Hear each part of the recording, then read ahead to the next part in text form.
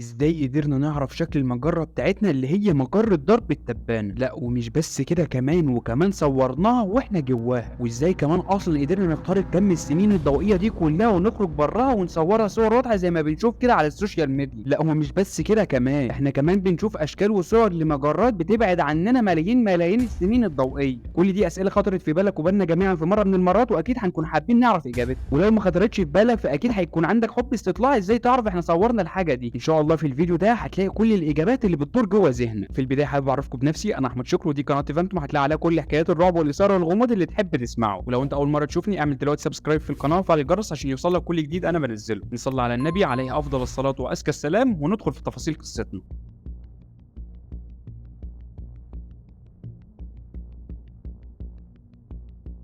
عاوزك تتخيل معايا ان احنا في ملعب كوره دلوقتي، وانا طلبت منك انك تصور لي الملعب ده من بره صور واضحه عشان اعرف احلل تفاصيل الملعب. فالطبيعي اللي انت هتعمله هتاخد الموبايل بتاعك وتخرج بره الملعب وتبدا تصور. طب هل المثل اللي انا قلته ده ينطبق على ارض الواقع معانا؟ بان اقول لك عاوزين نصور المجره بتاعتنا وكمان من بره، فايه بالظبط الاله او الجهاز اللي وكاله ناسا بعتته في الفضاء وقدر يصور لنا كل الكلام ده؟ القصه بتبدا معانا في سنه 1977 وقت ما اطلقت وكاله ناسا مسبار فويجر 1، وده المسبار اللي عدى على المشتري وزحل وصور لنا اكتر من صوره ليه، وفضل على كده لحد ما اخترق حاجز حزام كويبر وخرج بره المجموعه الشمسيه بتاعتنا. وعلى كلام وكاله ناسا انه هيفضل يتحرك بالشكل ده لحد ما البطاريه النوويه بتاعته اللي جواه تخلص. وهنا يجي دور السؤال المهم، يا ترى مسبار فويجر 1 من سنه 1977 لحد 2024 قدر يوصل لحد فين؟ وخصوصا بعد 47 سنه. عايز اقول لك ان مسبار فويجر 1 بعد 47 سنه قدر يقطع مسافه تخطت 23 مليار كيلومتر، والرقم اللي انا ذكرته يبان مهول. بس لحظه،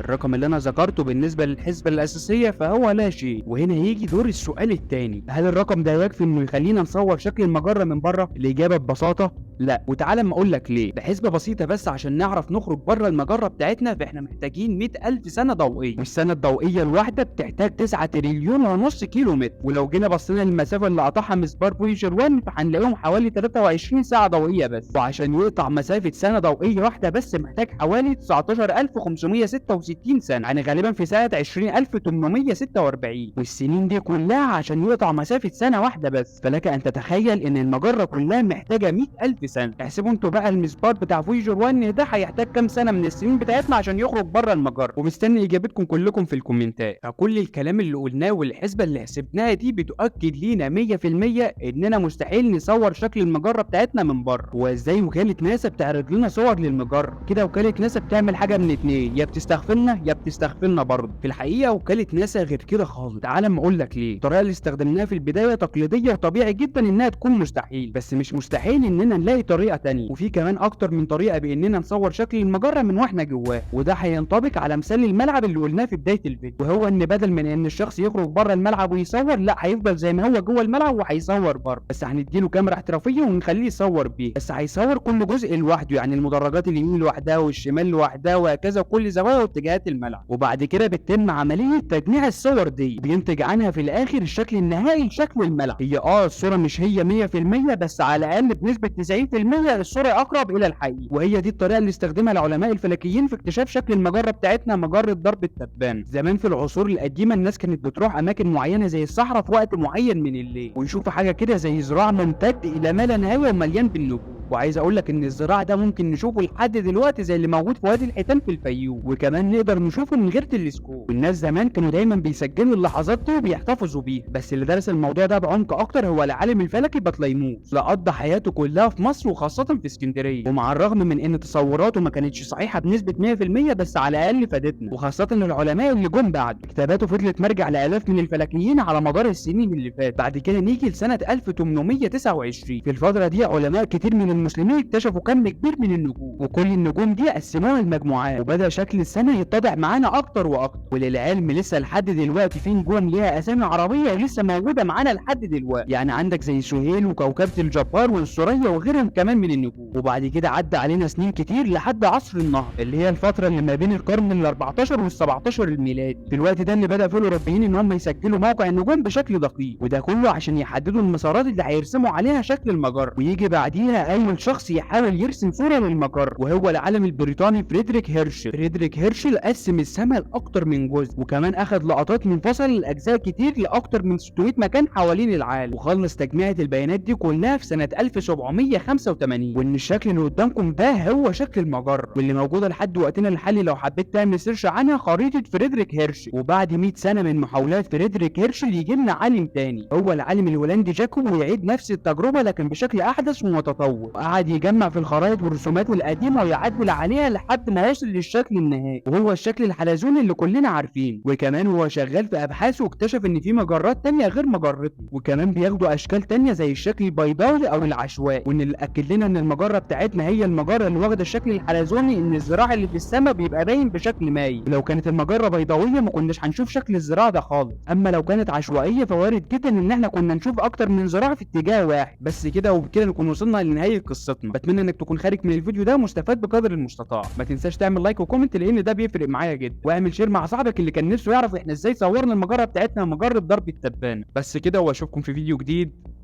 سلام.